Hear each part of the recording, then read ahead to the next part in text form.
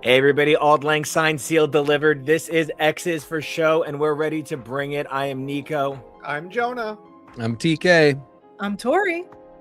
I'm Alex, me, your producer, Kevo. Make sure to like, comment, and subscribe so we know what you want us to cover in the future. And today we're going to be talking about a lot of the stuff that we like to cover. It's been a really great year for a lot of our favorite things.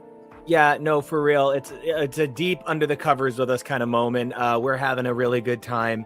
One of the things that I'm super excited to talk about are the things we loved from this year. Excited to talk about the things we can't wait for next year. And to get it all rolling, the thing we cover the most on this channel is super gay reality TV. And so we had a banner year for queeros over on reality TV. We had Drag Race 17, we had All Stars 10, we had Global, we had Slasian, we had a UK, we had Canada. Did I miss one? I think you added in Global, right? But so yeah, I mean, we had and we've had previews for 18. We've had so much Drag Race this year, and I think the biggest thing to talk about is how many big girls got their crowns this year. Alyssa finally got her crown. Is that a Back Rolls joke? I mean, you know, maybe we Ginger Minj, who is now a small queen, got her crown and got to tell a lot of stories. You'd think her name was O. Henry. She is out here spinning yarns like a spider's ass. So I'm super excited for her. Who won UK versus the world? We didn't have one this year. We didn't have one this year. That's next year. Yeah, and Global, right. I think, was last year as well. But Alyssa was on so many of these shows as the judge. It's insane. Oh, like, and there weren't. And then we had Slasian. That's what I'm getting confused about. Slasian was so good. Slasian was so great. I was so excited when we got to chat about it. I think it's an amazing. I think it's a really exciting new format for shows that are across the planet, and I'm super excited for the Latina Royale that's coming as well. I would also really love to see like the dolls, trans superstars, highlighted from all the different franchises, because there's tons of different ways to have culture. You know what I mean? And as a Latino, I'm so excited to hear, Latina Royale. Slasian gave me hopes and dreams again. Okay, but I'm going to bring it to you. I got to bring it to you every time. So this Ginger Minj situation. Okay, she has said some funny things over the years. She kind of combined her origin with Bob and... who was the other person that she stole from the origin of? I'm forgetting.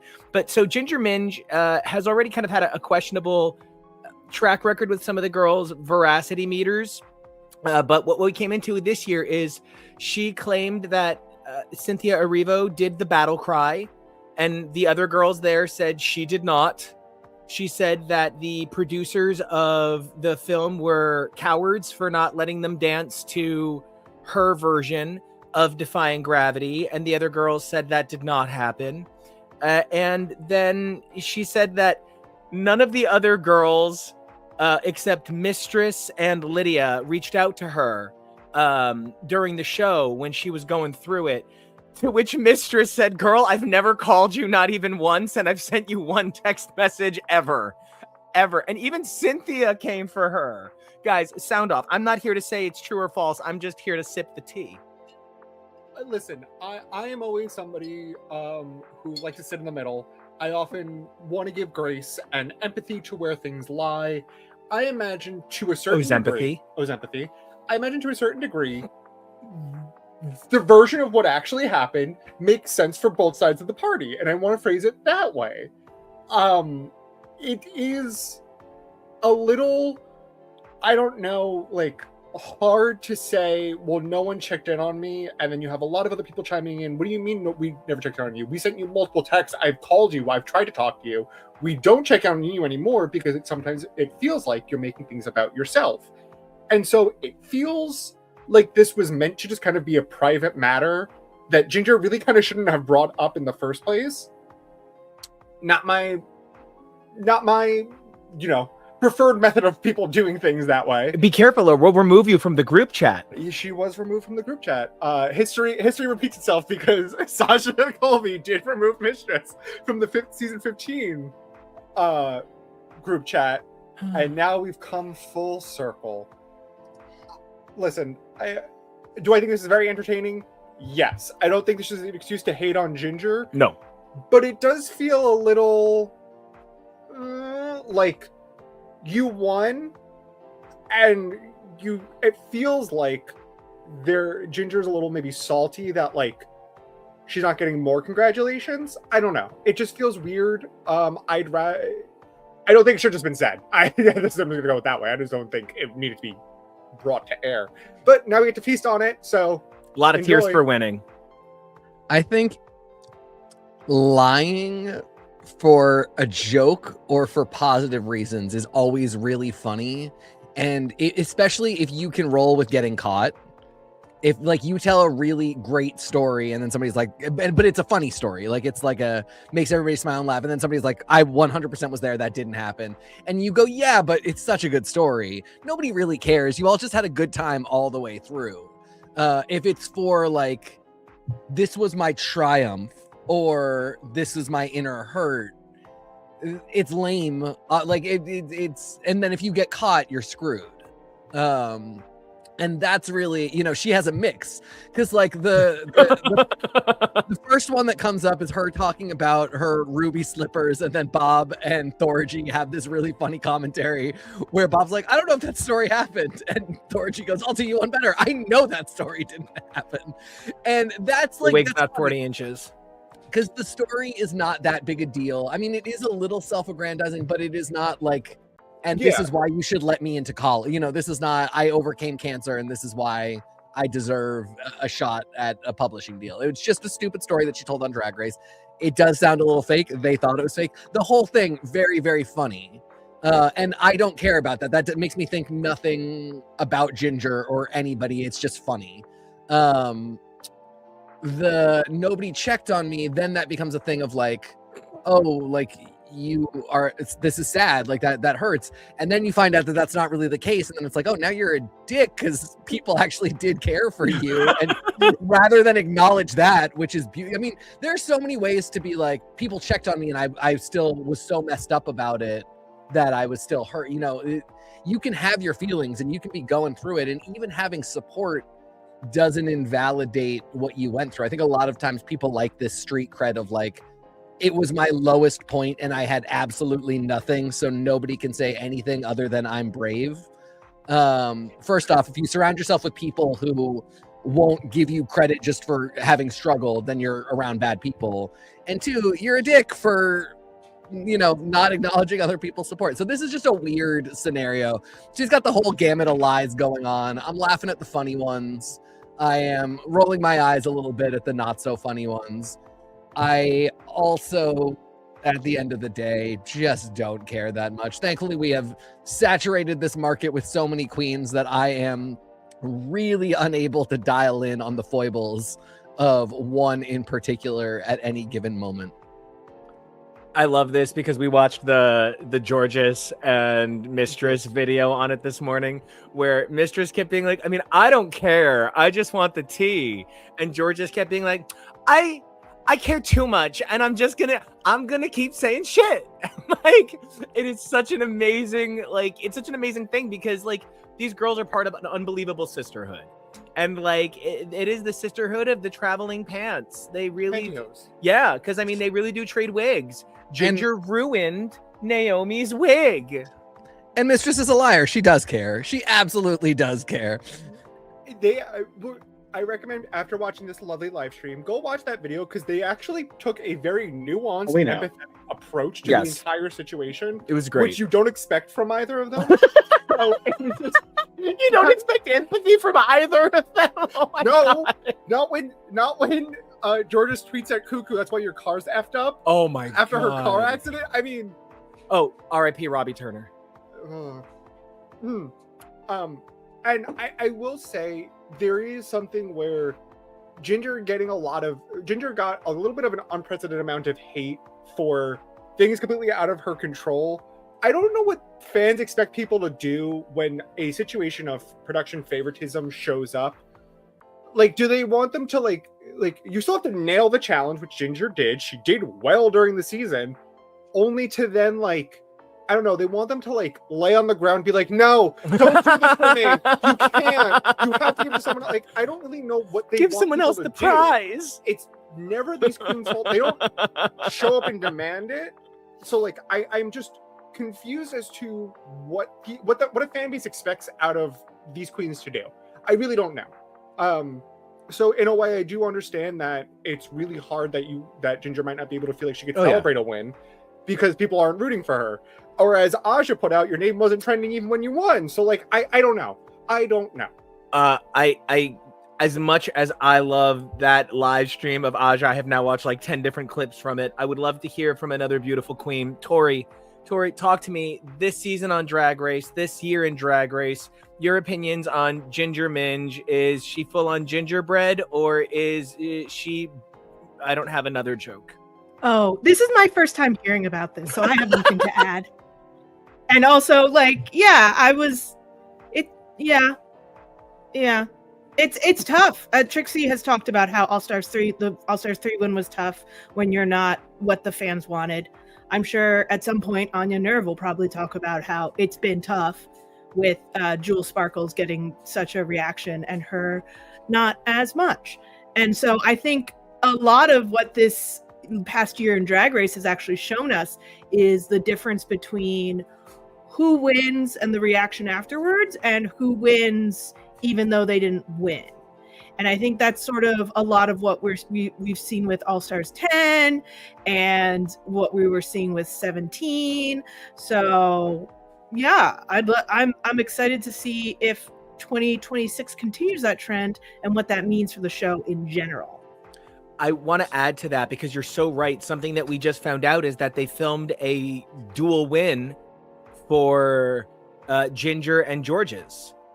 And we did not see it come to air. And evidently, as Georges was watching the video of the episode, she could see that the edit was cutting away from her best stunts. And so she knew she lost and they weren't going to air that win. But Jonah, so we're going to go visit one of my absolute favorite human beings on the planet, an unbelievably talented queen, Luxury D Temptation. We're going to be taking a trip out to Chicago around spring break this year to go see Luxury because she means everything to me. Hey, Nick.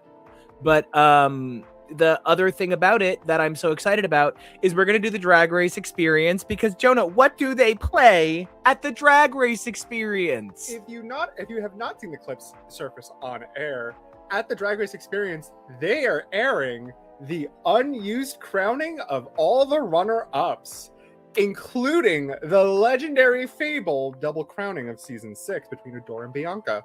And as much as I want to see that, I think this is a terrible idea.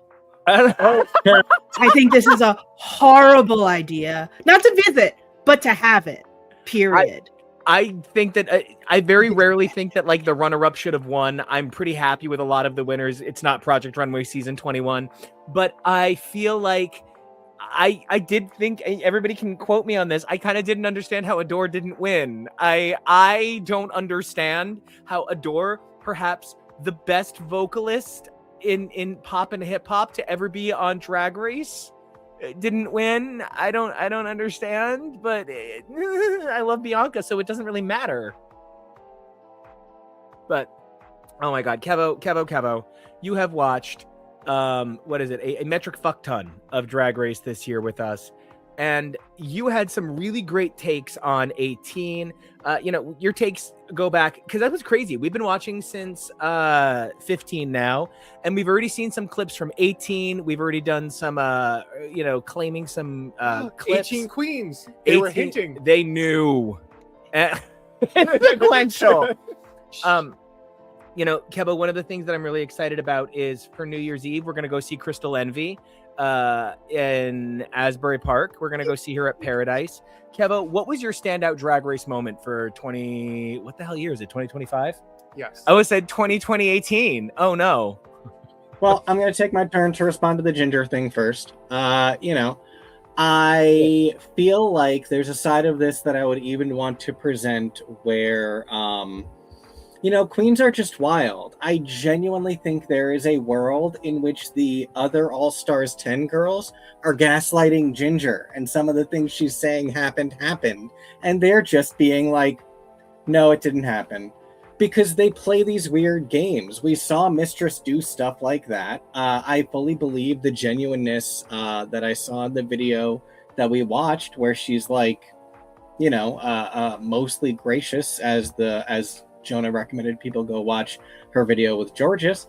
But it's both sides of these things. I think I love the points that were made about it wasn't exactly what fans expected. I feel like we are in so many different fandoms, not even just Drag Race, but we are competing against fan expectations not being met absolutely perfectly, because no one's ever even contended that Ginger doesn't deserve a crown. But like we've said, it's the way it happened. We didn't hate any of the girls from Drag Race UK, but there was just something about the production that it was just off. And it's tough. It's a little bit easier when you can see from this poster, these are just the ones that we reviewed. There's so much Drag Race to enjoy, so this merry-go-round just keeps going around and around. But when one falls off, it's tough and it's hard to recover sometimes. I really love that genuinely wise and balanced response, because one of the things that I do know that I get a little too into, I'm a shit stirrer. I am like that queer in theater. I am that tenor in chorus. I want to be part of the drama. And so like I get too into it, and you're out here trying to be like, but okay, remember, you have to look at these people in the eye tomorrow. And I was literally saying to Jonah, I don't know how Aja is ever going to look RuPaul in the eye after some of the shit she said in that video. I don't know how Georges is ever going to look RuPaul in the eye after some of the shit she said in that video. Like, none of them have ever looked in RuPaul's eye. That's because RuPaul doesn't let you look her in the eyes. Well, she's a hologram. She's not there anymore. Right? It's a super gem situation. But the thing that I also love is, so during the magic that was getting to be together during a nightmare of a situation that was COVID, Kevo, you and Jonah watched a lot of both Melrose Place and Project Runway with me. Now, Project Runway is something that has meant a lot to me for probably 20 years. I think I have more personal bits and memes based on Project Runway than I have based on Drag Race still at this point. By the way, Kevo, I just for the first time noticed what a beautiful job you did editing that All-Stars poster where you moved the queens in the middle row who would have been blocked by our logo to the sides like that. And I just really want to commend you on that image. It looked beautiful.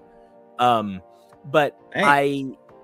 I really thought, for all of the problems I had with it, and I just want to say, I have never received more hate comments in my life. Trust me, the bald one doesn't lose sleep, sweetheart. But I have never received more hate comments in my life than for my opinions on this season of Project Runway. And let me tell you, I held a bunch of them the fuck back. I loved this season of Project Runway. It made me angry in all of the ways it should make me angry. It made me happy in all of the ways it should make me happy. The winner deserved it so much. The runner-up deserved it so much. There was not a bad designer in this entire season. Getting to celebrate Project Runway, a thing that has meant so much to me since I was literally a boy. Like, I could not have had a better time than covering it with you guys. And I don't want to get too excited, but holy denim. Canada is slaying. I'm devastated Iman isn't on it. Everybody will tell you after last episode of X, TK said that Iman is going to be one of the guest judges on the next season of Drag Race, and I had a literal meltdown because she is the arbiter of cool and sexy. You could have just said Sade, and that just like those are the two, you know what I mean? Oh, and maybe Taylor Dane. But so I want to know, what was it like for the four of you being a part of your first ever Project Runway or your first ever live Project Runway? And once more, please no one say anything mean about Nina Garcia. She's never made a mistake. I any of my complaints about Project Runway season 21 had nothing to do with the designers and everything to do with the treatment that the show gave to these designers. One day challenge. The fact that almost every single challenge, if not all of them, were one day, and these shows are filmed consecutively and close to like the episode runtime. It's not week to week. They are filming all of 1-2 days, maybe take one day off. If it's over the weekend, they might not film, but like it's back to back to back. And you can see the physical and creative exhaustion all of these artists went through because of the conditions they put them in. I don't care. I like the idea of a lot of the challenges that they were doing, but it felt rushed and it felt like we couldn't really enjoy this process of watching these people create and design under the criteria of the challenge set forward for them. I feel horrible that they were tasked to make a 5-day collection for the finale, a 5-piece collection in 5 days. Sorry, and it was just it feels a little inhumane. Even though they had one person to help them, it was a little inhumane. And to see on Project Runway Canada this new season, one, I love Hokarosha, so shout out to her. She's doing a fantastic job as host. And two, seeing them able to like actually be creative, take risks, do things that are interesting because they have time to do things, especially if something that isn't working out, they're able to pivot. They're able to have time to readjust something. It is so much more refreshing, and I'm enjoying it so much more than whatever was going on with 21. So my hopes for 22, because they were casting, so hopefully it is being casted, it is being filled, and it is still being picked up and continuing, is that they at least just give them time. Not every day has to be 2-day challenge, but not everything has to be 1 day. Please throw in a couple of 2 days. What happened to the days of Heidi walking in saying, I don't really like what's going on here. I'm giving you everybody an extra 8 hours. I just want to say it was confirmed fully renewed for 22, and Team Leland all the way for Canada. If Leland doesn't win, I'm full on Maureen New York Theater Workshop scratch my eyes out. TK, I gotta know, what was it like for you projecting that runway? This is a really interesting one because I haven't seen a ton of this show previously, and I had seen enough to know that they were making really a different show. You could have called this something else. And of course it's got a lot of the DNA of Project Runway, but the way they were cutting it was really different. Obviously things like the timing of challenges was really different, and it felt like they were really embracing the fact that people second screen a lot more, people's attention spans are way less. Reality TV shows that are popular now run differently. A lot of stuff that's going to be seen about the show is going to be clipped and then put on Instagram Reels and TikTok. So you're going to see it like that.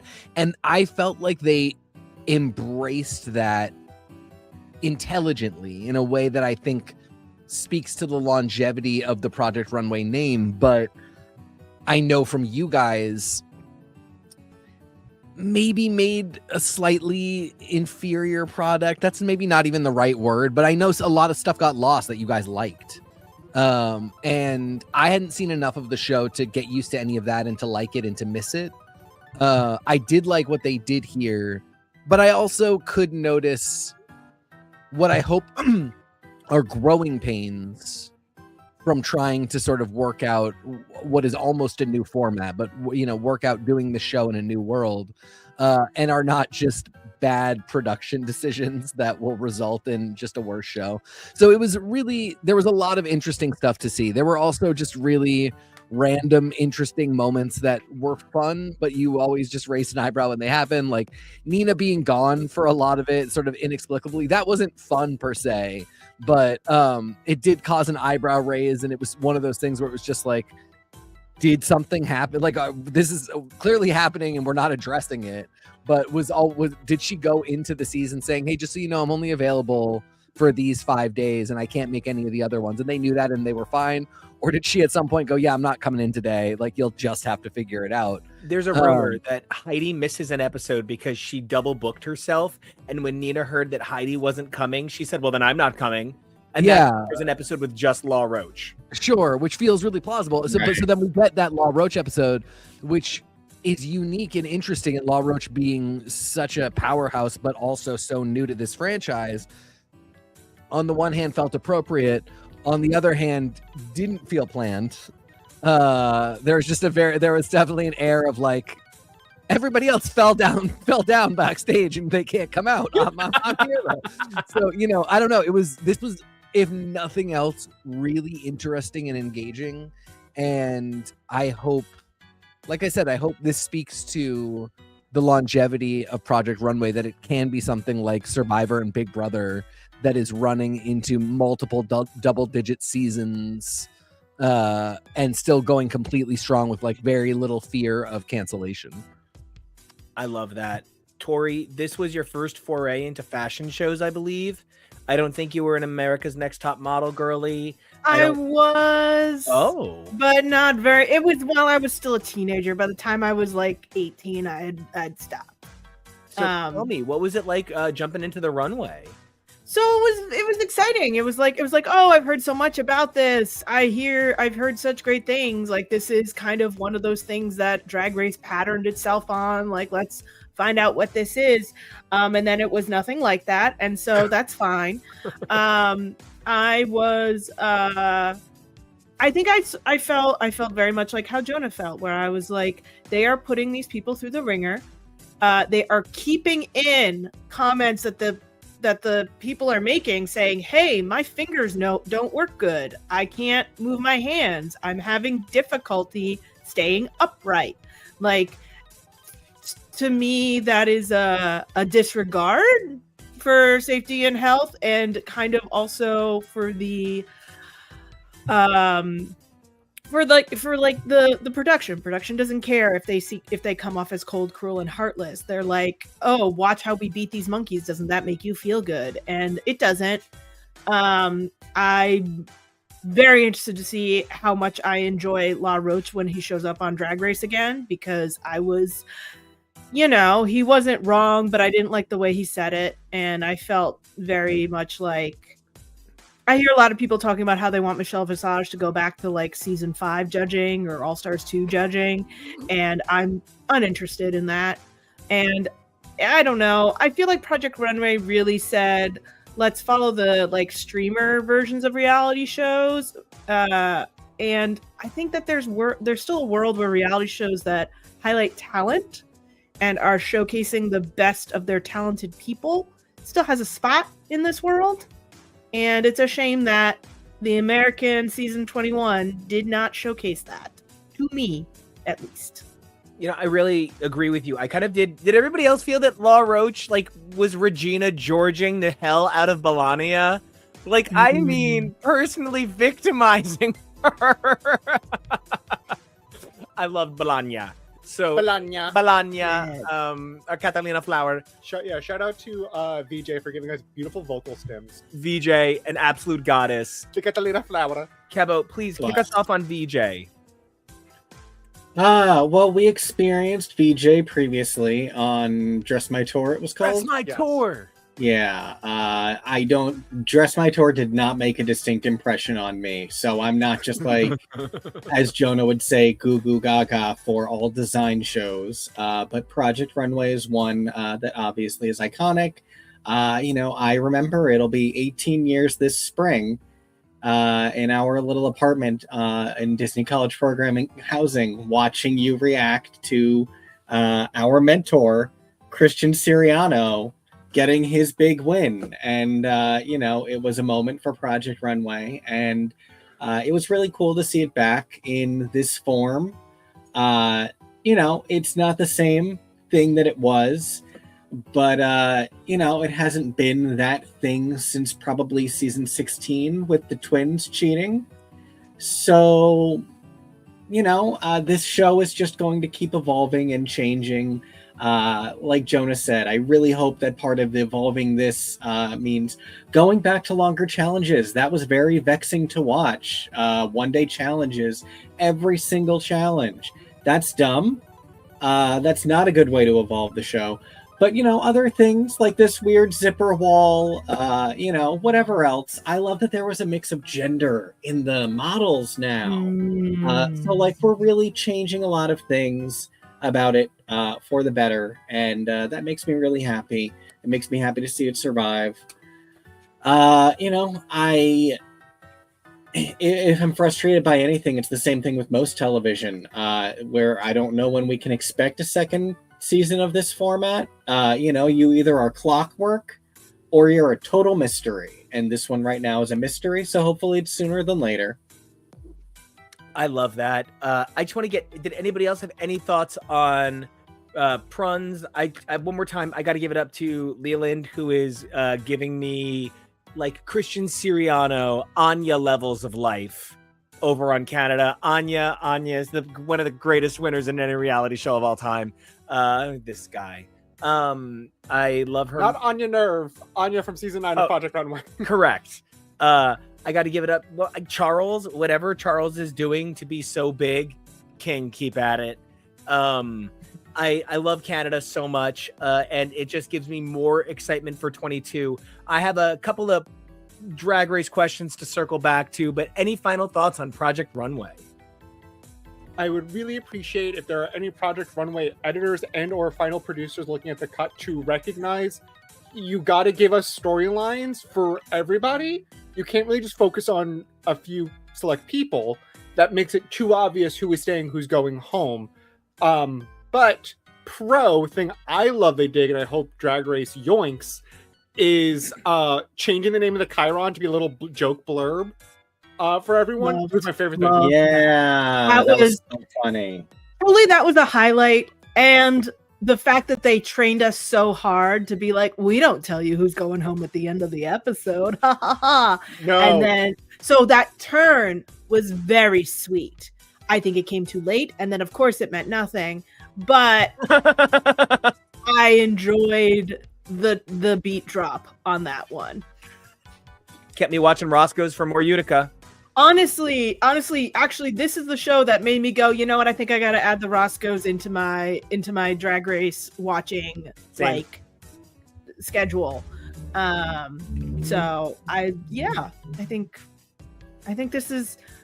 this will be something. I hope they continue to have drag designers on. I know it can't be every season, but please don't make us go 3 seasons without doing it, because I just think that it's a personality that they're interested in, I think. So we'll see. TK, you got anything? No, I'm just really excited to see where the show goes. Utica felt like such a stunt casting, but not in a bad way. And we know that there are so many other people out there, not just Drag Race queens, but social media queens, just general talents out there who might be interesting for this show. I love it. And speaking of those, Balania, I love you so much. Utica, what a dream. Please say her name right. Balanya. I want to pivot to the show that we always kind of come back to for a moment, for Drag Race. We had so many seasons this year, and I want to take a moment to say something nice about each season. 17, I really genuinely loved that the girls had a vibe. Every girl had a vibe. Every girl was strong. Every girl felt cool. And Crystal, we are coming for you this weekend. Not like in a coming for you way, like in a kind of way. Oh God, it's a Wednesday. Why is New Year's Eve on a Wednesday? Somebody should fix that. But next year. Oh, right. Thank goodness. As many people as got thoughts on 17, say something sweet. I thought this cast was genuinely great. I think they did the best with what the challenges were giving, but I really respect all of them for how amazingly, beautifully talented they all individually are, giving us great memes. I mean, you can't forget the Ella. You can't. You just genuinely can't. And I love how this was a very interesting cast with the way that they played with each other on social media, really generating talking points about the show.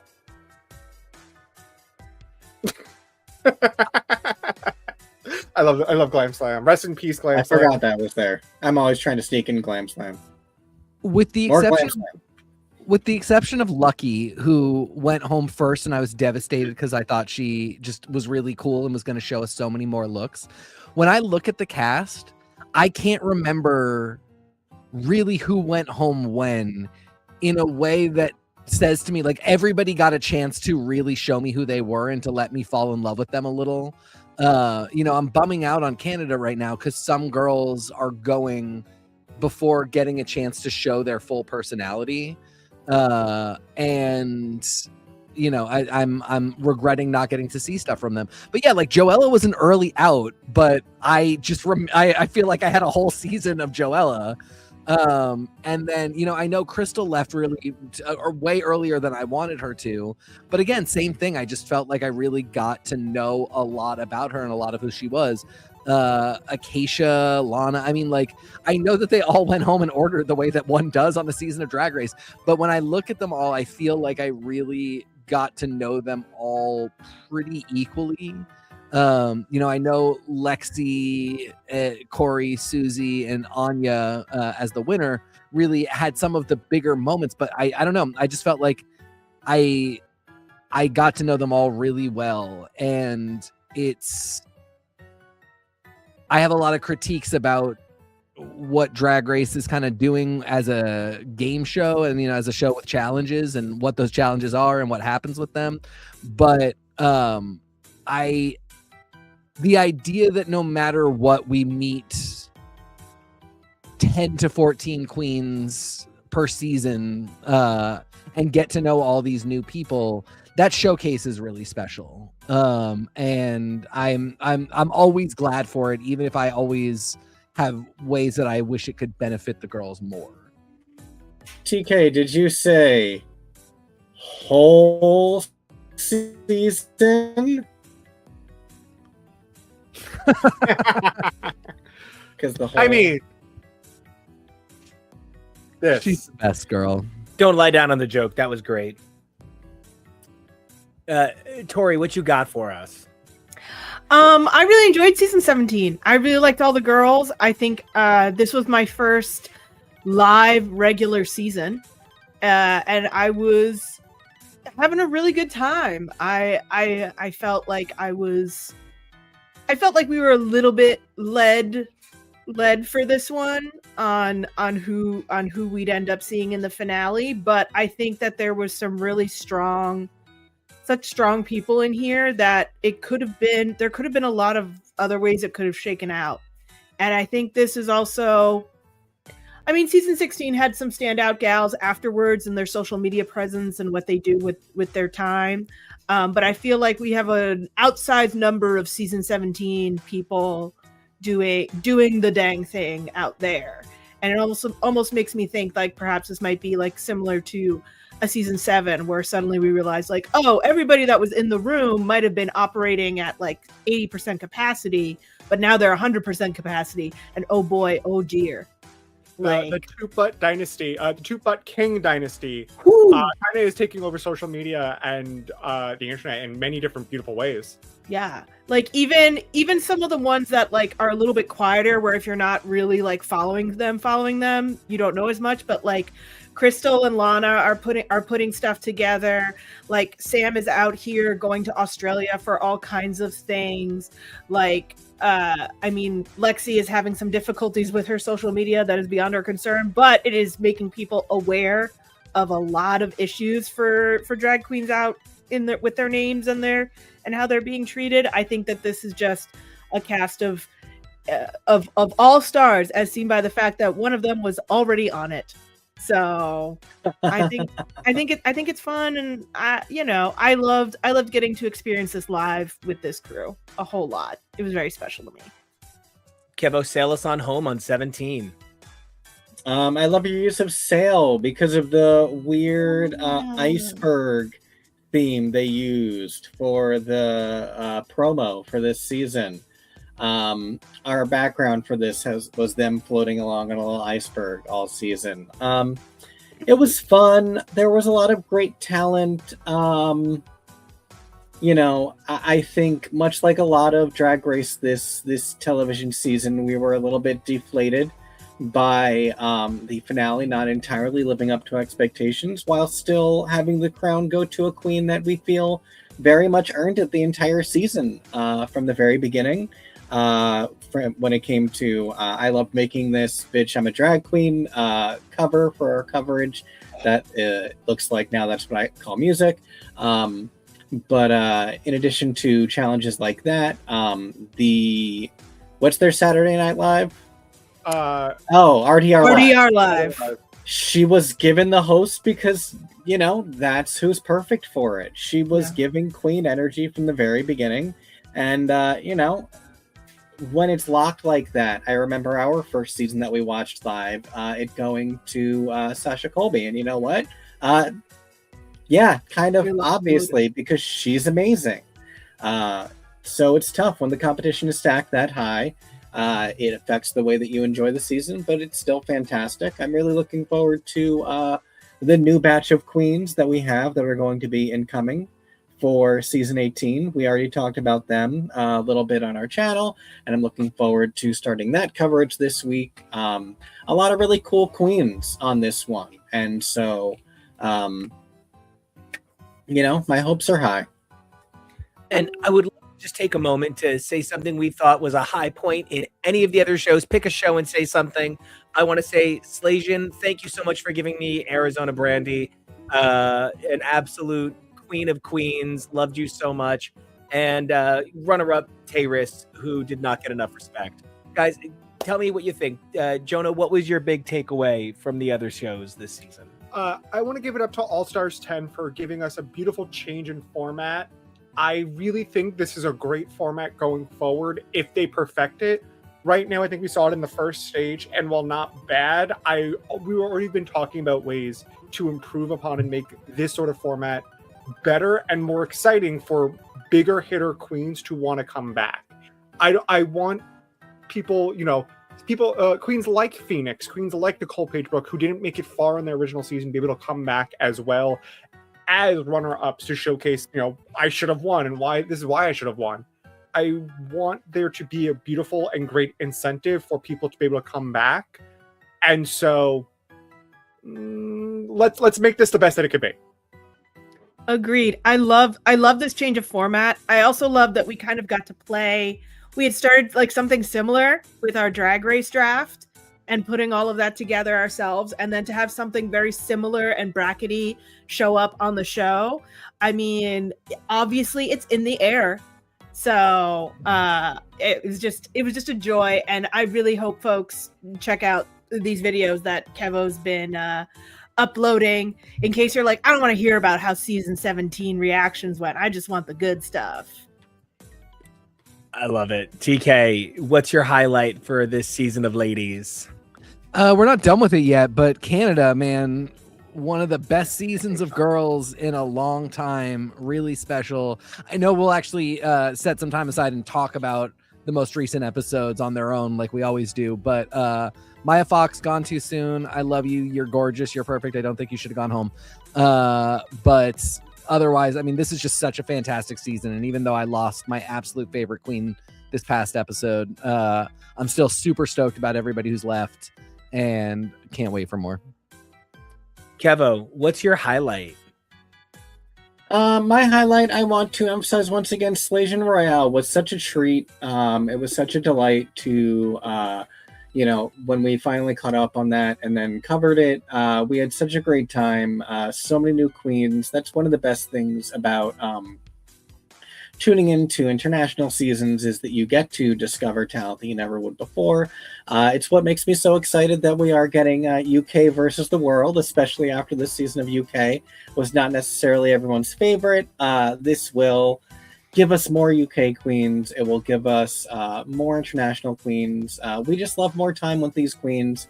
Like Jonah said, we talked about on our coverage of All Stars 10, different ways that we would play with the format of what they did there, just to have a little bit more fun, because that's what we're looking for, more fun. TK is always advocating for girls getting to stay for longer, so we get to see their talent highlighted better. That's all we really want. We are tuning in every week to watch these shows because we love watching the talent. The drama is fun, but that's just the spice. The meat of the thing is getting to see these performers showcase what they can do. And so that's what I am most looking forward to for this next season of whatever we end up getting. Now, to transition from one of our favorite topics to another one of our favorite topics, we don't just love Drag Race and Project Runway. We also love Traitors. Can't wait to talk about the next season of Traitors. Monet! It's going to be so great. We had Bob last season. We had Peppermint a season earlier. And we have Monet this coming season. This is going to be a disgusting, delicious mess. And I can't wait. Also, love seeing UK versus the World 3 footage has been in the WoW basement for too long. I can't disagree. Just like Global. Yep. I was just going to say global. That's exactly what we said. Yep. It's like it's Joella. They're just sitting on it, right? So because she's a mattress. And so I cannot wait to talk some Traitors. It's definitely one that we get a little too into. We literally subscribe to Peacock so that we can watch it that night. We get a little ravenous for it. I'm looking forward to it. Anybody any Traitors feels? I'm excited. Yeah, I'm just excited. Tori, might you try this year for Monet? I'm thinking about it. I'm thinking about it hard. As you can tell by the fact that I'm about to be like, have fun, guys. I don't watch a whole lot of media these days. But I am excited. I'm excited to kind of catch all of the good little tidbits that filter their way into the internet. And maybe if Monet lasts more than a couple of episodes, maybe I will get dragged into it. I love it. And I love that you used drag for Monet. Kevo, Traitors feels.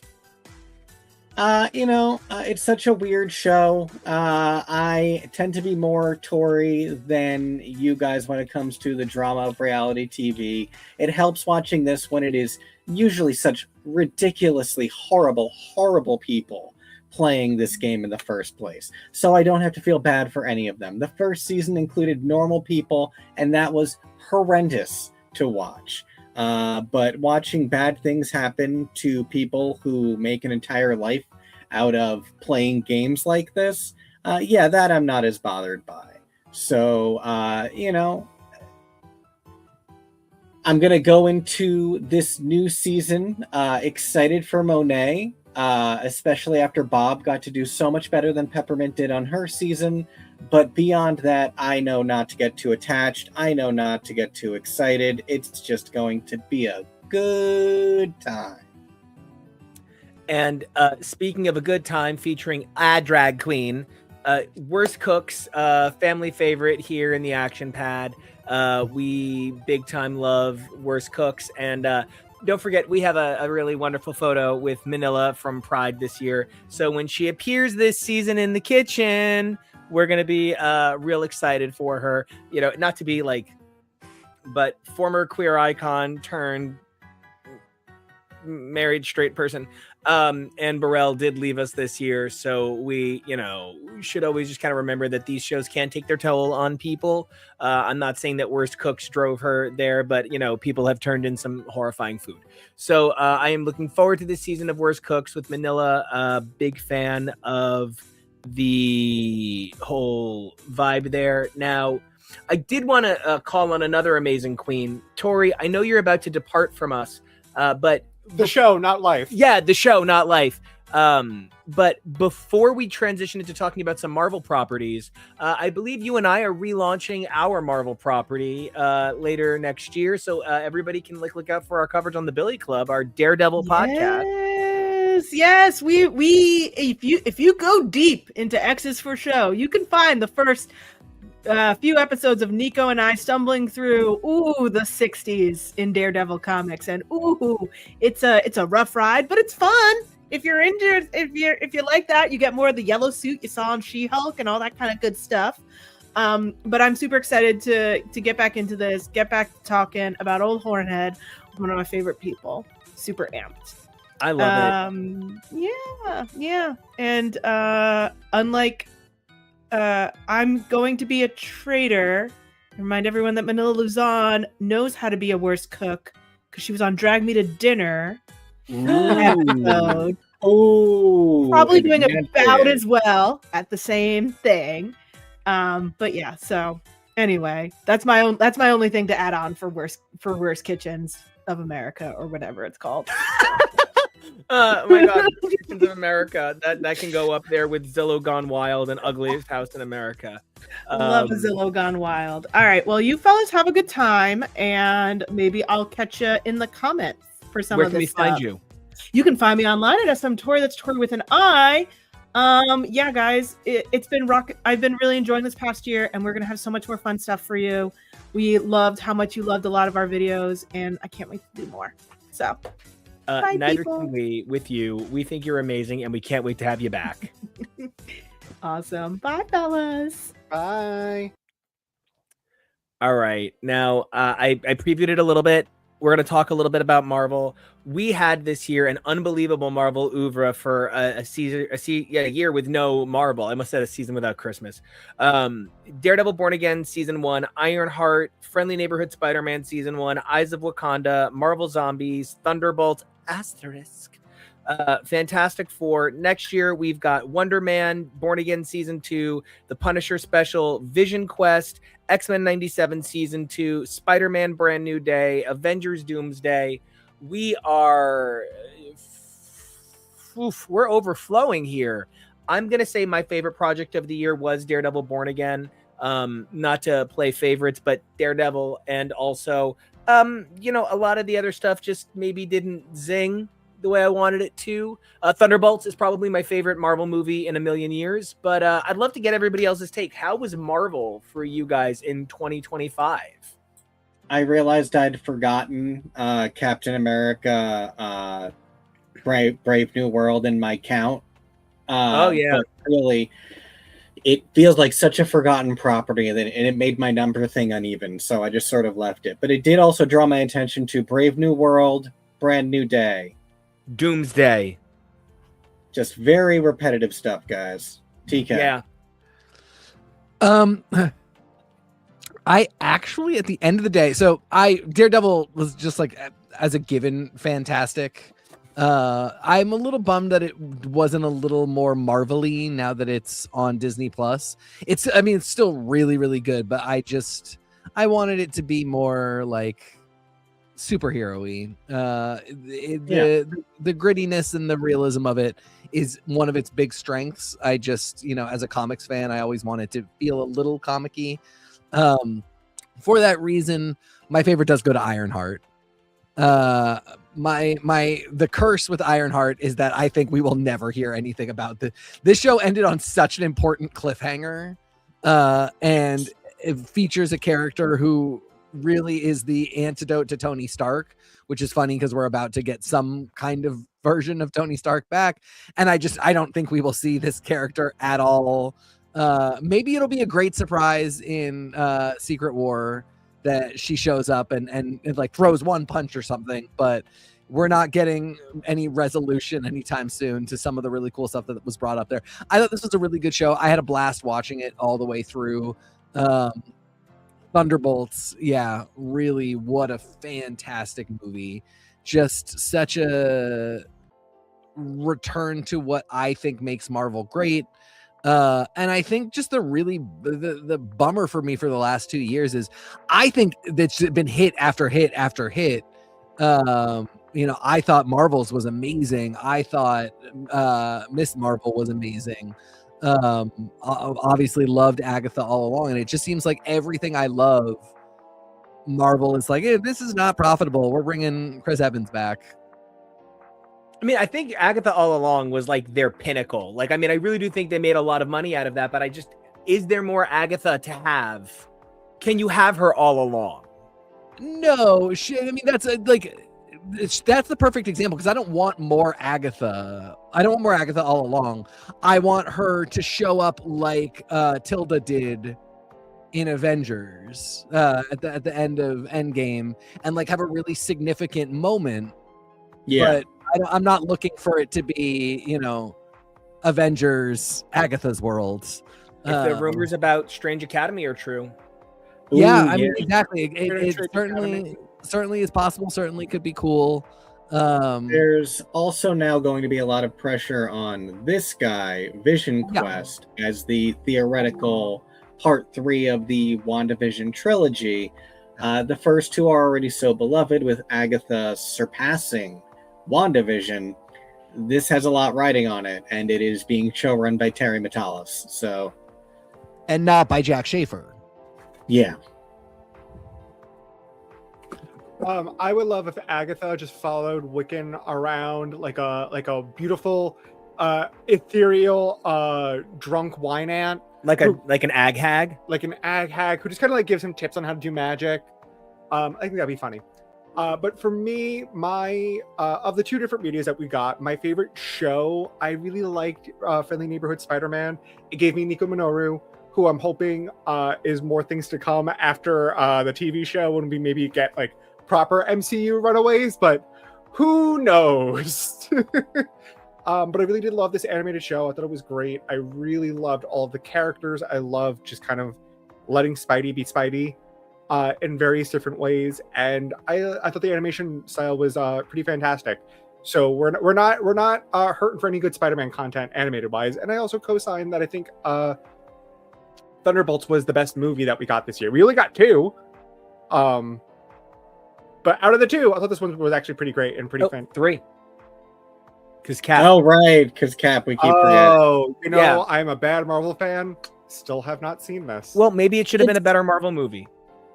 It's no you were shade missing against it. nothing. We did watch it finally, but it wasn't. This is one of the areas in which I do argue that the MCU is just sort of like a soap opera. And if you miss certain stories or if you take a while to catch up on them, like this didn't have anything in it that really wowed me. I enjoyed a lot of it, but I also felt a lot of it was really clunky, and it's mostly that I feel like it didn't properly service a lot of the characters and actors that were in it. I don't hate it, but no, I'm not gonna pretend I wasn't more impressed than I was. Well, I still enjoyed Thunderbolts. And the Fantastic Four First Steps was good. Yeah. I also think that we're at a place where next year I have some feelings. I ultimately think that one of the things is we've come to find out that the set of X-Men 97 season 1 was a hotbed of uncomfortability for a lot of people.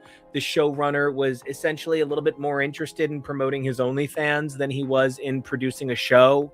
And there were so many people who said they were made to feel uncomfortable by him. I'm interested in knowing what season 2 will yield when they've basically said they threw out his outline. But, he also didn't like any of the things I liked. And while I thought X-Men 97 was a well-made show, it didn't really service my needs anyway.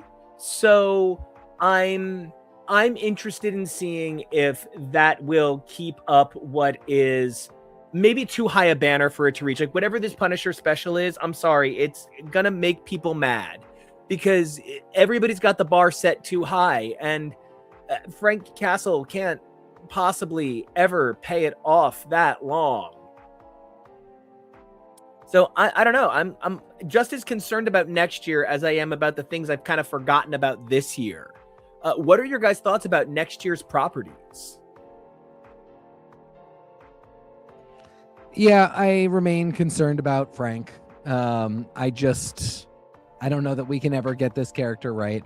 I think the Spider-Man movie will be great, but fine, great. I always love a Spider-Man adventure. I just it's actually, I mean, in some ways it works better for all of us that Sony owns Spider-Man and Marvel can really do limited things with him, because it's to their benefit to make sure that they get a great movie, and Sony will loan him out, but no, he can't lead Avengers. He can be in it maybe, but he can't lead it. He can have some great scenes, but he can't be the main character. And so it winds up with this character that has to be used creatively and sparingly in a way that I just think does better for him. So I have high hopes for this movie. Every passing day, every new piece of information I learn, I am less excited and more concerned about Doomsday. It really may be the first like main sequence huge Marvel movie that I specifically choose not to go see opening weekend out of protest for the fact that I think they are making every wrong decision in the book. And I would go see Thunderbolts 100 times. I mean, I did see it 4 times in the theaters, just to show them like I loved that movie so much.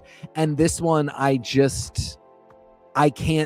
not hearing a single thing about it that makes me think it's a good idea or that they have any bravery left to them. And I'm just so disappointed to see all this focus on Chris Evans and Chris Hemsworth. Well, there's at least 2 more trailers coming, and if the rumors are to be believed, it's X-Men and then Doom. So it's 2 old standbys and then 2 surprises ish. I'm not even just vexed by the studios because I see where you're coming from. I'd like to have, if not, I'd like to have some amount of faith and or hope, because these are performers, because these are people who've been involved in it for so long, that I like to view Chris Evans coming back in whatever his capacity is coming back in as a sign of loyalty and enduring love for the studio and the universe. But it depends on how he's being used. I think this guy's going to die in the first 5 minutes of this movie. And I think it's meant to be a surprise, and we could still see different Steves because this is meant to be a multiversal story. So I don't necessarily know that we are supposed to believe what we're seeing, but because of the age that we live in of media reaction, where you can't avoid all of these teasers are coming out weeks before they come out in theaters. So people are already reacting to them. People are already speculating, making decisions about what the story means. And it's so much of a headache to be able to just sit and wait for one of these movies to come and then just enjoy it.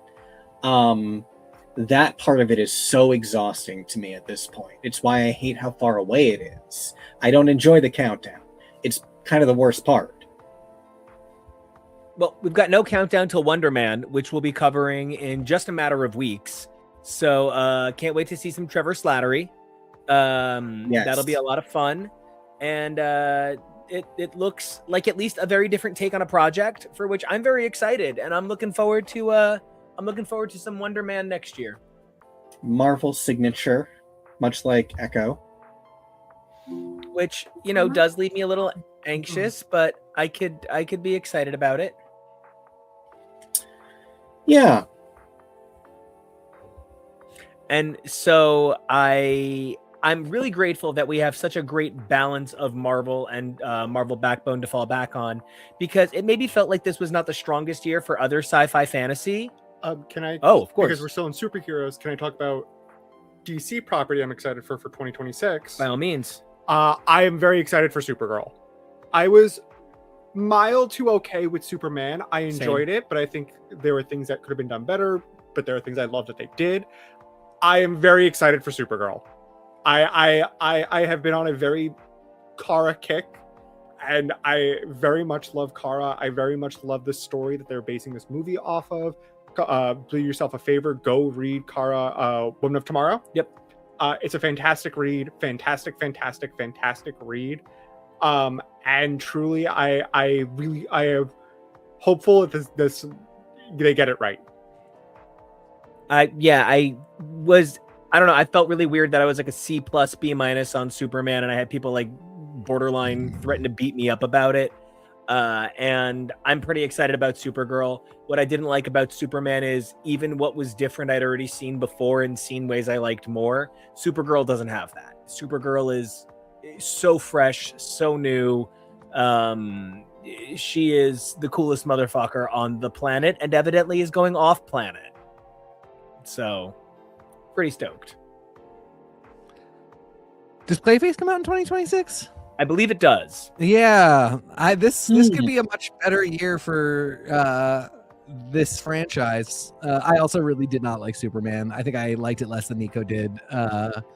And so you can yell at me, everybody.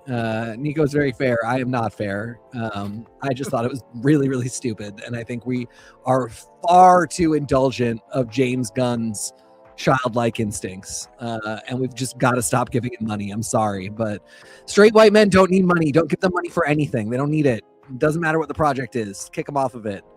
Although I will say Craig Gillespie may or may not be straight. I don't know. The other movie that he's directing Supergirl, the other movie that he directed that I love that makes me so excited for Supergirl is Cruella, which does not feel like a movie that a straight man could have directed, but I just don't know. But regardless, very excited for Clayface. And then who knows, in another year after that, whatever company owns this property might reset the universe again. We don't know what's going to happen. So just enjoy it while you can, kids. Target presents DC Studios presents Superman Bullseye. The Tamisha Mind Melter. You know, I vividly remember being in middle school and watching Superman the Animated Series on Kids WB afternoons. So, you know, there was a lot about this movie that very much appealed to me. But at the same time, I see a lot of flaws in it too, whether they're James Gunnisms or frankly just things that, regardless of being from James Gunn, it's so busy. It's so busy, and that makes it so not a Superman movie. It makes it a Superman. It makes a movie that Superman is the lead of, but it's not a movie that I would have called just Superman. And you know, that's tough. But I have hope. I am glad Jonah's so excited for Supergirl. I am a little more nervous, but I'm going to surf off of your excitement. So there you go. And that's what it's all about. It's about trying to find joy in fandom, not just through what you enjoy, but through what others enjoy.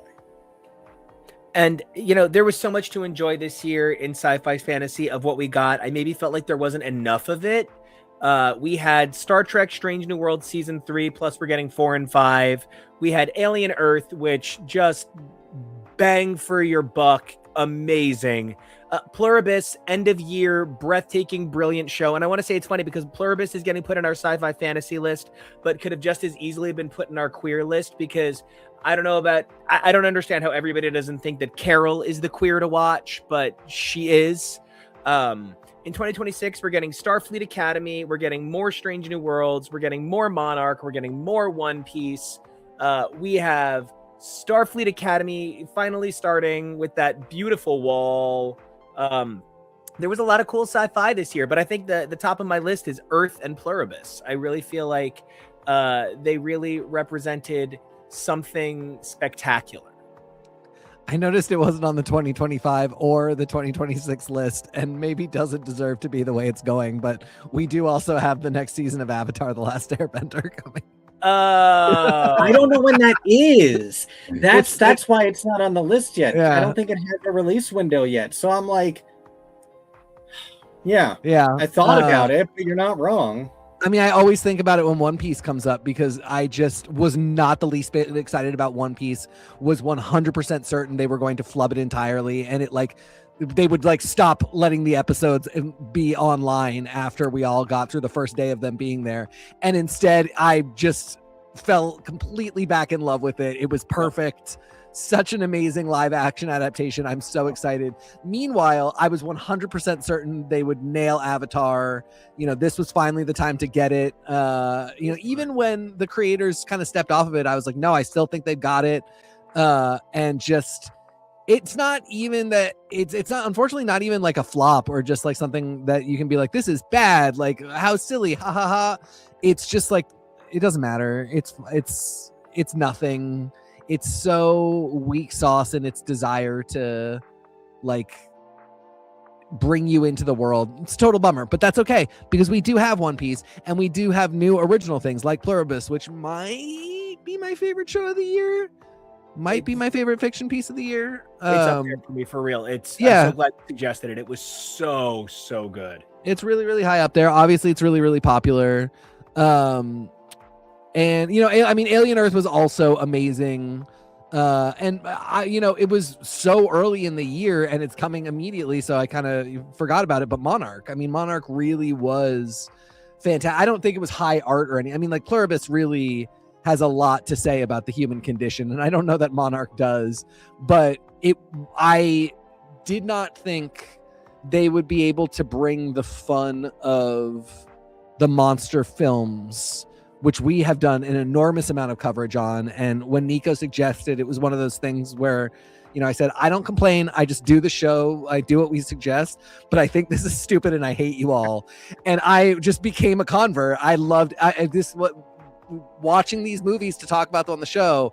I had so much fun all the way through. Some of them are not great movies, but they're never not fun. Even the really bad ones are never not fun. And I just thought, well, but the problem is, like, I don't know that you can do it for small screen.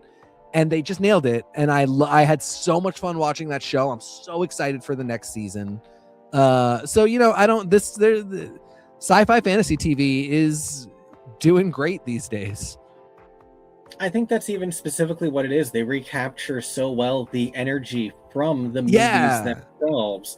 For small screen. They can't quite do the scale, obviously, but exactly, the word is energy. Like, it's got the adventure energy that you go to those movies for. I mean, this last movie, Godzilla X Kong, couldn't have been stupider. No. But only marginally. What's that? I said it was fun. And Kevo said only marginally stupider. Yeah, only marginally stupider. And as I said, the most unforgivable sin is Rebecca Ferguson's haircut, wig. But I just had so much. I mean, I had so much fun with that movie. I would have gone to see it again. Anyway, the MonsterVerse is just weirdly, it works so well. Now, Jonah, did you watch all of these with us? Yes, I binge watched all of the MonsterVerse movies so I can get on coverage. I watched Monarch, and then we went to go see in theaters Godzilla vs. Kong, and they are, well, they're not Oscar-worthy performances, and I don't think they're really winning Oscars for anything, but they are, as TK said, fun, and that's kind of the whole joy of at least a monster movie, is you're kind of just going for fun. You want to watch the big monster, the big kaiju smash things. Like, you're not really going for anything else. So the fact that they were able to translate the joy of that in a TV show is kind of spectacular. Like I said, I don't think Monarch is really going to win anything for reinventing whatever they're doing. But the fact that we live in a time where we can have what is essentially a full kaiju movie be in TV episodes is pretty fantastic. Now, I will say the one thing that I don't know that I'm not even trying to be like no one should talk about it, but I almost want to save a lot of our Star Trek discussion for a Starfleet Academy kickoff. We've got that like coming right up. There's things like I'm really excited about. Like, I'm so glad to see that the Doctor is getting involved. I'm super sad to hear that Tilly is barely involved. There's a lot of things online where people are like, this better pay off that episode from Voyager season 4. And I'm like, no, it better not. It can touch on it, but calm down, okay? And that's where I'm sort of at. I don't think that there is a bad move for this show as long as it keeps moving. And so I'm really excited to jump in on some Star Trek coverage in 2026 early on, but I would love to also get everybody's thoughts on Star Trek as we roll into 2026. Oh my God, Holly Hunter, we're going to have so much lateral lisp here. Well, I'm excited. Yeah. I'm letting it happen. This franchise is imperfect now. It's always been imperfect. In its episodic days, it always could have used more serialization and was never as actually woke as it thought it was. Since Discovery, it really has ratcheted up the ideals of a world that is post scarcity, has much better understanding of gender, race, and all these things. And that's been really cool to see, but it has come with other challenges. It's never been perfect. This is a weird time. This season of Discovery, we talked about a lot, but this was a weird season, but not an unenjoyable one. That still is just a fantastic cast. I love them all. And the aesthetics are fantastic. I am eager to know how much we'll get of Benjamin Sisko. It better be Thong Song. It better be that much Cisco. It better be Panic at the Cisco. It better be absolutely out of control. I did tell, maybe it was you guys, but I think it was my partner Jake, that I think it's just like he's literally just gonna pop out of the wormhole and be like, "What I miss? Jake, what did I miss?" And then they're all gonna have to be like, "He is so Who's dead. for baseball?" He is so dead."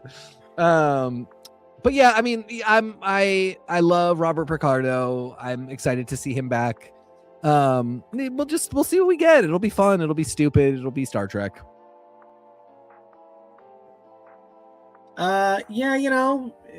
It's gonna be stupid. It's gonna be fun. Puppets. Everybody loves puppets. I think it's so crazy. You mentioned Avatar, which is wrapped filming before even premiering its second season, and this is shot from them wrapping Strange New Worlds, which is now done filming before we even have season 4. We have the information that we are going to be getting Bones and Sulu in season 5. And now it's just a lot of waiting game. That is something that is so weird about this stage of streaming. It's not just the reduced episode count. It's also the way it's released. But I appreciate at least that we know we are getting 2 more seasons of this. Starfleet Academy has a 2-season pickup, so that's really cool. Whether that's going to mean the second season is its final season, or if it is going to get room to stretch its legs, or if it's going to be canceled before it will get its second season. Who knows? Everything is so weirdly in flux. But I think one thing that has proven the test of time is Star Trek itself. We're almost coming up on 10 years since Disco premiered. I think it's 8 this year. So, it's already been around for a while, and even if something happens to it, people love it. We have that weird John Francis Daly movie that's coming out, or something. Yeah. I don't know what to make of that, but I think the key word is fun. Remember to respect the toys, because they are not just yours. But as long as you're having fun with it, as long as you are telling stories that are meant to entertain and convey the love of the world that has existed for so long, I'm excited. And I love that Hungisher, Tom Jane himself, is going to be Bones. He was the Punisher in the movies from like 20-something years ago, and the star of Hung. Yeah. And he's a fine looking fella, and so I'm happy to look at his fine face. And this casting raises so many questions for me. Like, do you stunt cast because you want to do more with these people, or because this is it? It's so hard to tell at this stage. I completely agree. And speaking of something we're going to talk about in January, talking drama for a minute, Disaster Thursdays. We've got Grey's Anatomy, 911 Nashville, which is dramatic for reasons it doesn't mean to be, and comedic for reasons it doesn't mean to be. But R.I.P. Lone Star, R.I.P. Doc Odyssey, R.I.P. Bobby. And you know what? Honestly, no RIPs over on Grey's Anatomy. Like, not enough people are dying on Grey's Anatomy Didn't anymore. someone just die in an explosion? No, and that's the problem. No, and like, die. I don't mean this mean, but like, oh no, someone did die, and she was bisexual. Oh no, my God, Oh. right? We loved her. Wait, who Tom died? Haverford's wife. Yes. Oh, she did die. Yes. I and was we there. did love her. We loved her, but the Yeah. problem is she was only ever in like 6 or 7. Yeah, episodes. they weren't making. I would have been crushed if they'd made her a series regular or even like a significant guest star. But she wasn't even on it as much as HR Puff and stuff. What's her name? Their name. Oh, Amir- Karen. Amelia's other lover, Oh, non-binary lover. Oh, Fight Club. Fight Club. yeah. Oh, PR geez. Fight Master, or Kit, whatever Kit's name Yeah, is. seriously, like their actual last name was like Punch Fister or something, like legit. Yeah. I hardly know her. I Anyway. really love where Gray is at. I just wish the stakes felt more well done. Yeah. They're a little rare right now. We could really cook them up a little bit better. Yeah. I feel like 911 has a lot of great ideas that it stretches out for too long, but no matter what, Buck is a good boy. And so it works for me. Nashville is so Bizarre. unintentionally funny. We had family over for Christmas, and I said to my aunt, "Are you watching Nashville?" And she said, "It's so terrible." And at the same time, we both said, "But I can't look away." And I'm pretty much watching it for Jessica. I almost said Jessica Chastain. Nope, Jessica Capshaw. The boys are beautiful. I do love that the child of Leanne Rimes' character's name is Blue, and Leanne Rimes' first #1 that she was nominated for Best New Artist for was Blue. So like there's a cute touchstone moment there. Oh, so lonesome for you. But I do think that Chris O'Donnell is doing a great job playing a wet sock. But we're going to talk about it. A But lightning struck sock. So like, I don't know. Disaster Thursdays, Yeah. you've got all the components, but you got to put the puzzle pieces together. Yeah, I mean, Grey's needs a huge shakeup. It's such a bummer. Like, these people come into the orbit of the show, and it really feels like if they got an anchor there, they could actually change things and bring really interesting storylines. I am thinking about, and it's so rude that I don't know her name, but Lucy from Parks and Rec. I mean, like, that actor is really, really good. Yeah. And the reason I don't know her name is because she was not on the show enough for me to stop and look. But Sophia Bush is the other one where I'm like, if Sophia Bush became a series regular, that show would change forever. And you know, I remember there's an episode a while back where Elliot from Scrubs, it comes in as just a mom whose kid is sick. And I just thought, what a waste to not make her a doctor. You know, the fact that all three of the main women from One Tree Hill are doctors that could work at Grey Sloan. I know it's a little bit hacky, but no, do it. It's steady work. They're all really good. And we bring in a new cast of interns every few years, and they're basically never good. We almost never keep any of them. There's maybe one per class that we keep. We kept Joe. I mean, the one that I love, I just think they should have changed the show to Edward's Anatomy when it was Edwards, and we lost Edwards. We've kept Helm in this weird capacity where she's there a lot, but like has not become a full cast member at all. Like, is she even in this shot? I don't think so. And then we've got these new kids. We already lost the best one. Well, Griffiths is great. So yeah, she's great, but she's not the best one. We already lost the best one. Yeah. Yeah. And then we have it's so weird what they're doing with Lucas, because that actor is really good. You can see that he has so much potential, but it is though they're really sitting there going, how could we write him to be the least likable person on the planet that you just will never root for in any capacity? Yet he is like the third generation most important dynastic character to exist on the show, with the exception of Meredith's kids. And it's just the choices they make with the show are so weird, but I would just love for them to make some really, really strong out there casting choices that could set up a bunch of new energy on the show. And that's why I genuinely don't think calling back all three of the women from One Tree Hill to work at Grey Sloan would be a bad idea. I think it would be a really good idea. You know, I made a joke in my youth, even, which is even funnier now that it has been so long. But the idea that The Simpsons had been so long that I felt they could do an entire season where every single episode is just a standard sitcom trope. Like, one episode is giving birth in an elevator.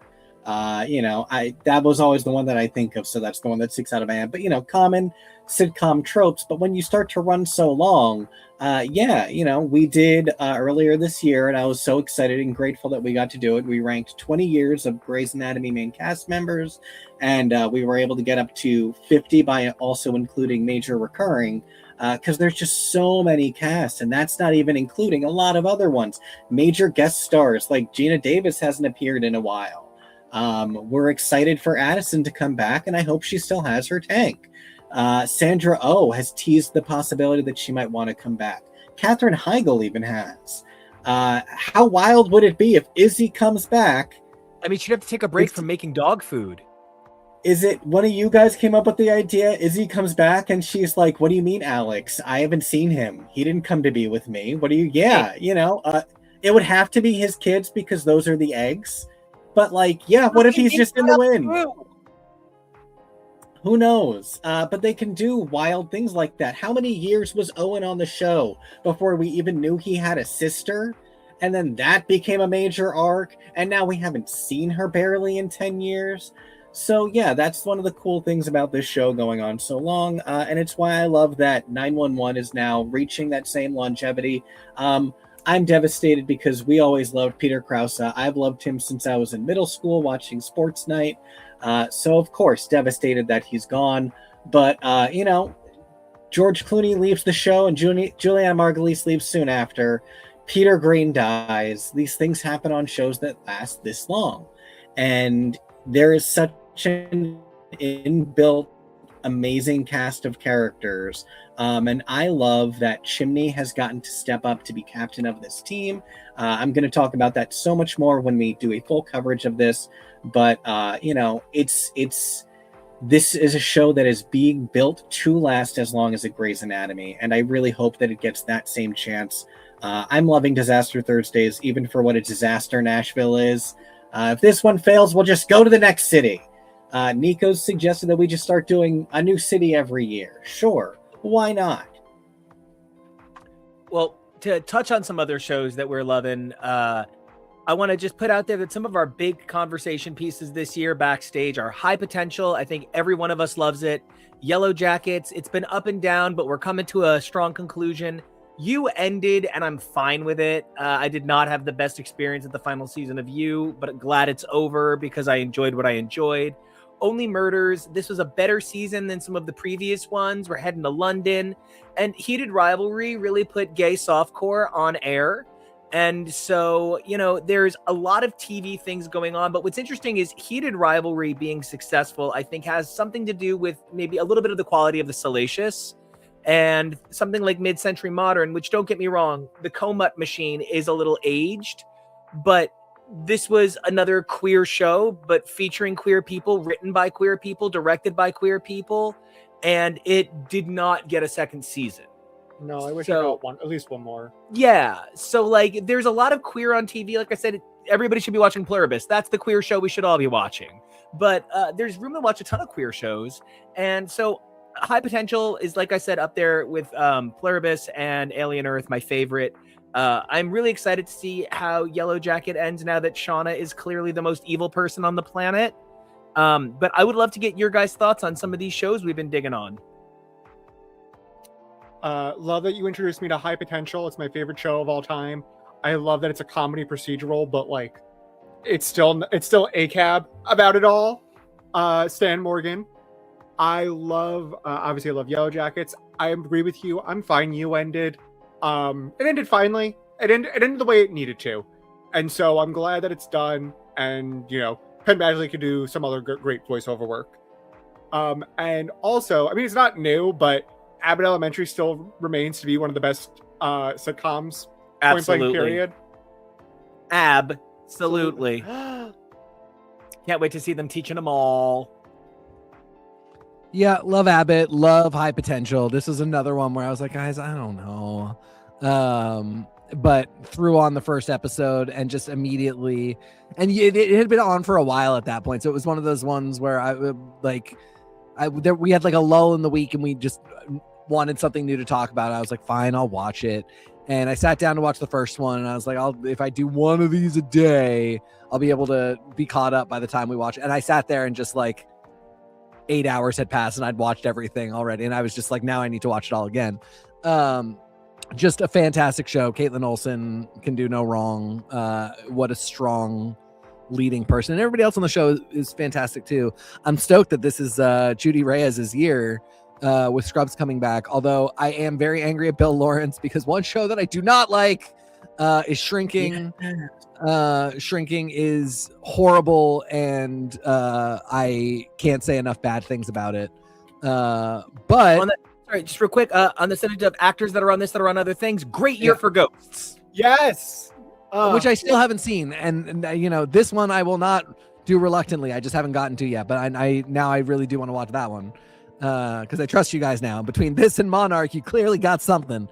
One of my favorites for this year, favorites is a strong word, but I do really just enjoy when the show comes out. It's Palm Royale, about to finish up its second season. Completely out there, makes no sense, not really cohesively written, but really fun. Really, I mean, it has this Baz Luhrmann-esque maximalism to it that I just absolutely live for. My family, though very poor and in the army, lived in Palm Beach at that time, and so it's something that I share with my mother, and no longer my grandmother, but the other members of my family. As just like a moment that they lived through and sort of have fond memories of. And I just think it's an absolute blast. Really gorgeous, really good music. Everybody in it is funny and fun. One that I got into this year that is not a good show, but if you need something to just sit around and binge, there's a lot of it. The Morning Show on Apple TV with Reese Witherspoon and Jennifer Aniston. Like the worst instincts of Aaron Sorkin and Shonda Rhimes combined into one show. But I don't know, just fun enough to sit through the whole thing for sure. Kevo, what you got?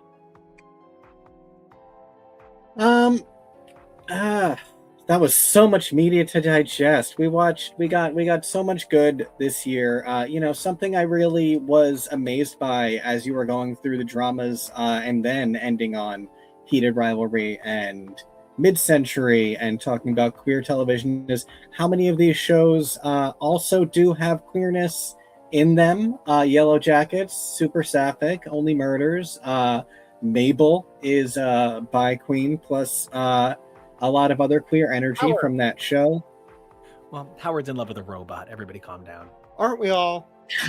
Howard is getting exhausting. I have loved that performer, and I have quoted him. He's the photographer in one of the Very Mary Kate sketches that we have quoted for 15 years. He is very funny, but sometimes that energy a little bit can go a long way. And this show is about these three. You know, this started as something that was such an event, and now I feel is a little bit more Desperate Housewives with genuine celebrities. And that's not even an insult. It's comforting that this dynamic is so enjoyable and that they're able to deliver such fresh jokes every year. Is the mystery always amazing? No, but it's a fun journey getting to the end, and that's really what this show is more about. TK, it looked like you had something. Yeah, one more I want to throw out there because I talked to you guys about it, having just started it, and then I did finish it. Not good, but War Between the Land and the Sea was not irredeemable. It was not bad. It is essentially Children of Earth all over again, which like it does feel like Russell T Davies read the script back for Children of Earth and was like, oh, I'm insane. I need to redo that and just tone it the fuck down, which he manages to do. It's Russell Tovey is just too beautiful to look at. Yeah, he's just fun. I mean, that also might be the thesis of the show is here I give you Russell Tovey in various states of dress and undress. They really do love to put him in an outfit. Oh, he's in a suit today. Oh, it's athleisure wear. Oh, he's training for something. No, here's the gratuitous shirtless scene. They really do want to put this man in an outfit.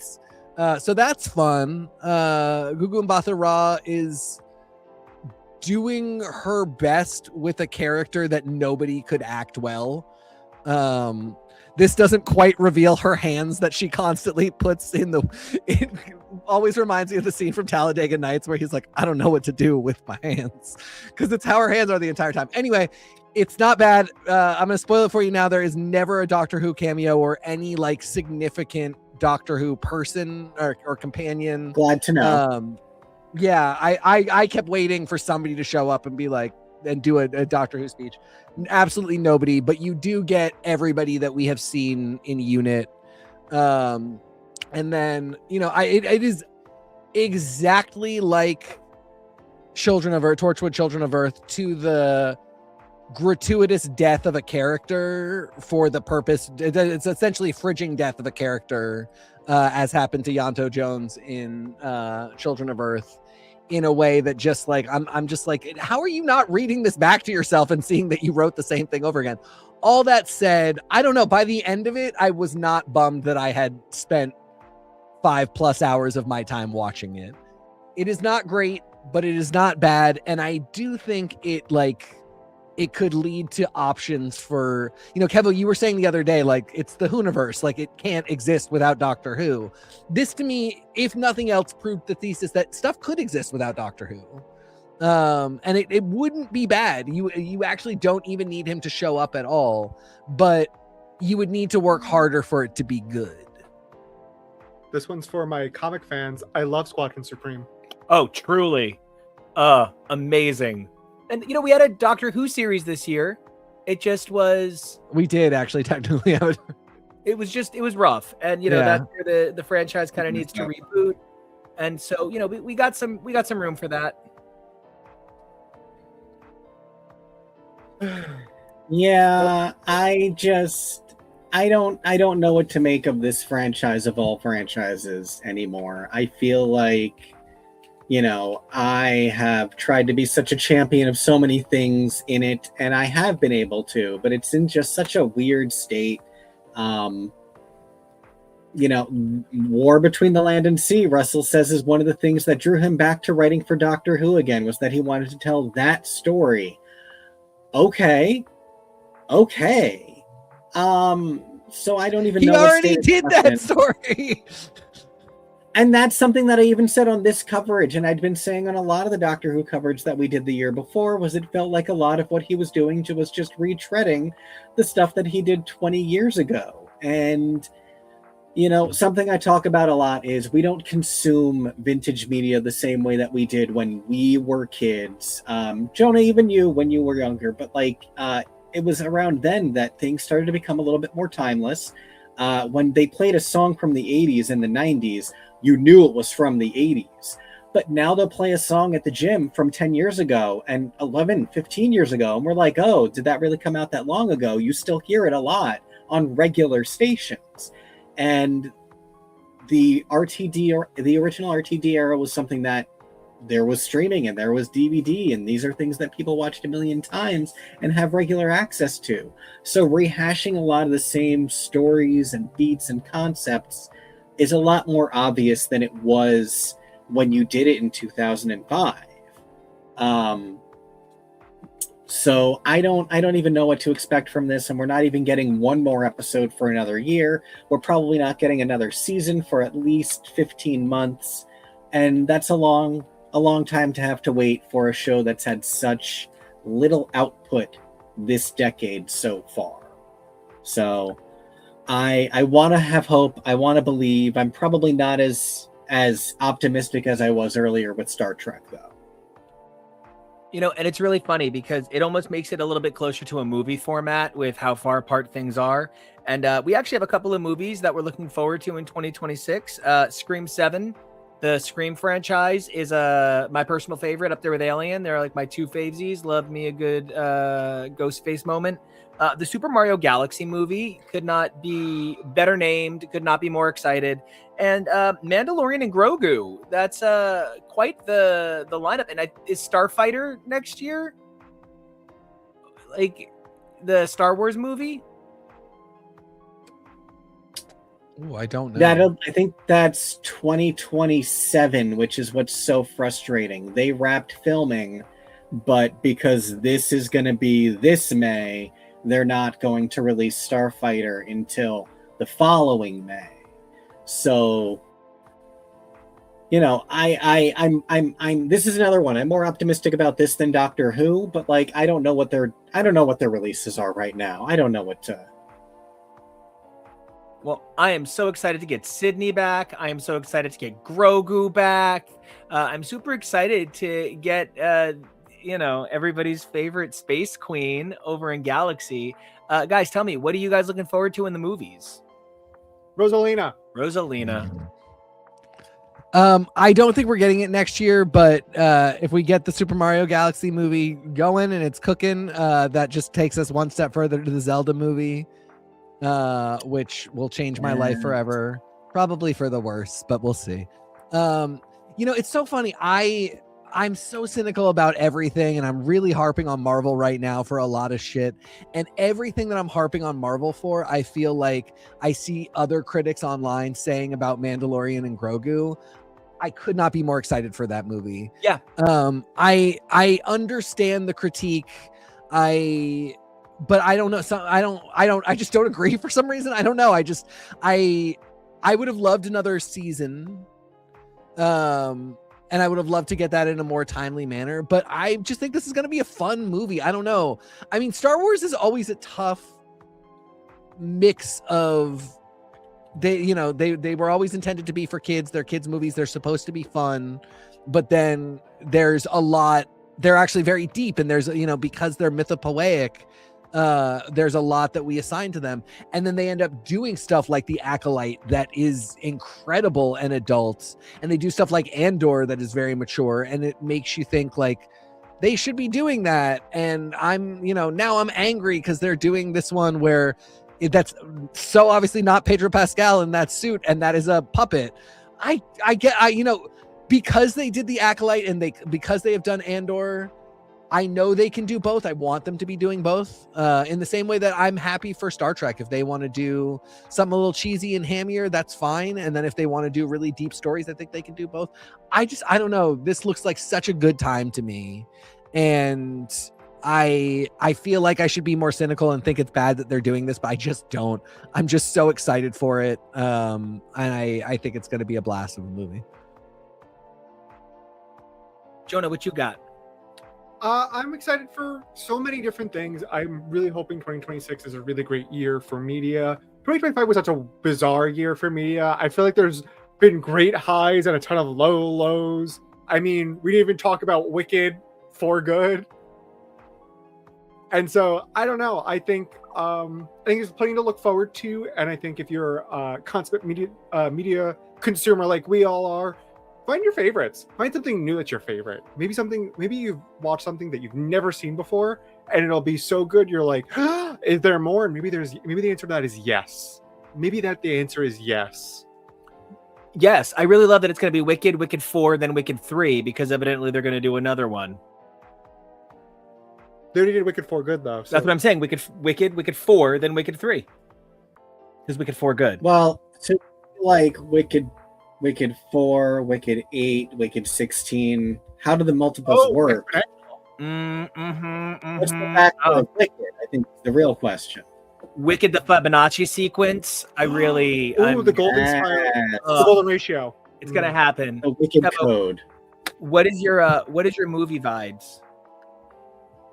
I'm really excited for Scream. We did some amazing coverage on Scream a couple of years ago, and I would love to do it all again. We watched Scream the series even, and that was interesting. I would probably more readily rewatch that than I Know What You Did Last Summer, which was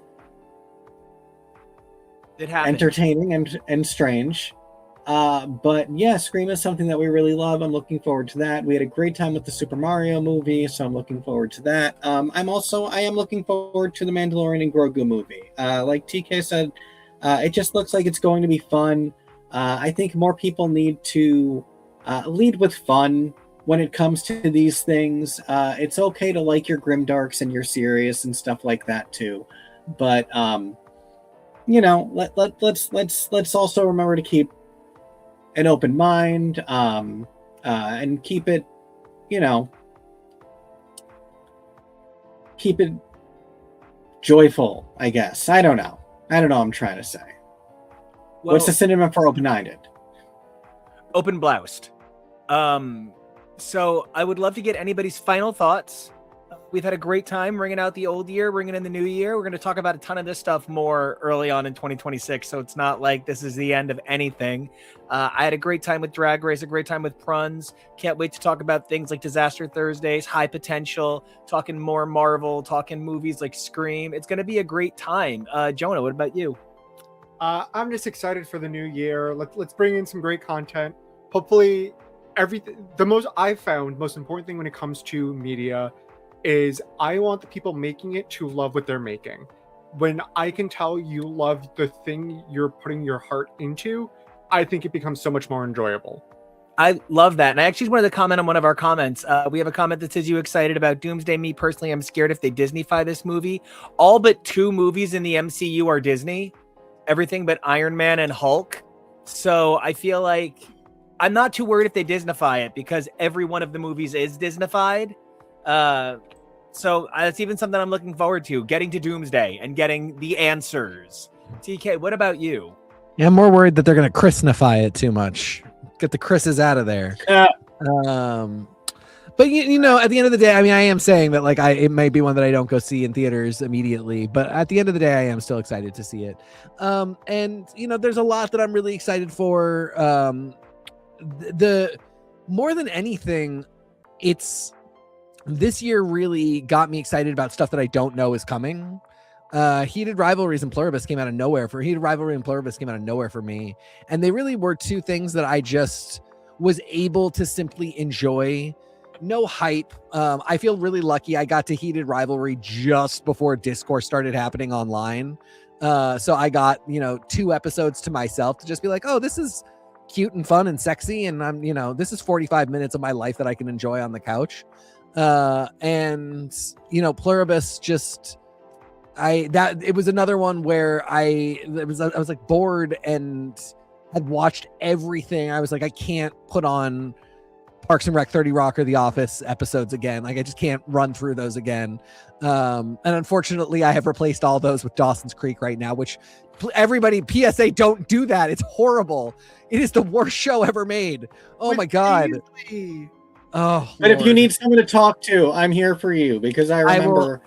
I will message you, but I warn you, don't use the Plex Dawson's Creek free station. It will ruin your life. And I was like, I can't do that anymore. So I got to watch something. And I threw Pluribus on because we get Apple TV through our stupid iPhones. And I'm just so enjoyable, but I had no idea that it was coming. I really was not the biggest Breaking Bad fan. And there was no reason for me to expect to like this show or want to watch it or, be looking for it. And it just has absolutely tickled me. So my real big 2025 takeaway is like just kind of keeping my ear open, not for the stuff that I know is coming that I'm super stoked for, like OnePiece and Monarch, but for the stuff that I just absolutely don't expect that is going to be really great. Love that. Kevo, what are your final thoughts? Yeah, same mostly. You never know what's coming. I didn't remember there's so many things that as we were doing this, I was remembering that we didn't include. Like, we're going to get a preview of the Muppet Show special tomorrow from Rockin' Eve, which comes out on this boss's birthday over all the way on the end. So that's something to be excited about. There's always cool new things. I didn't know I was going to be getting a Fraggle Rock Christmas special for my 40th birthday. I've been loving that revival. It's why it's my background. There's always something exciting around the corner. You got to make sure that you're looking for stuff, though. So, and thank you for bringing Pluribus to us. And I'm so glad that that is what we love to do on this channel, is to discover new things and bring those to the people. And we didn't even get to talk about music, theater, or games, so we've definitely got more of this coming. And we're going to be talking about these movies, these TV shows, and more, and I can't wait to do it. But until then, Jonah, where can everybody find you online? You can find me places at Peak Jonah. Hey, Kevo, where can everybody find you? Kevo, really? TK.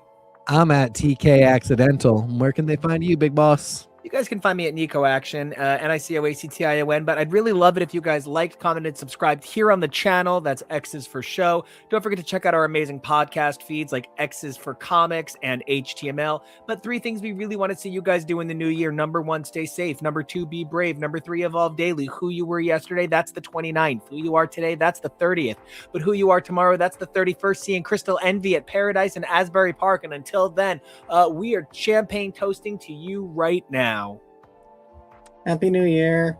Mwah.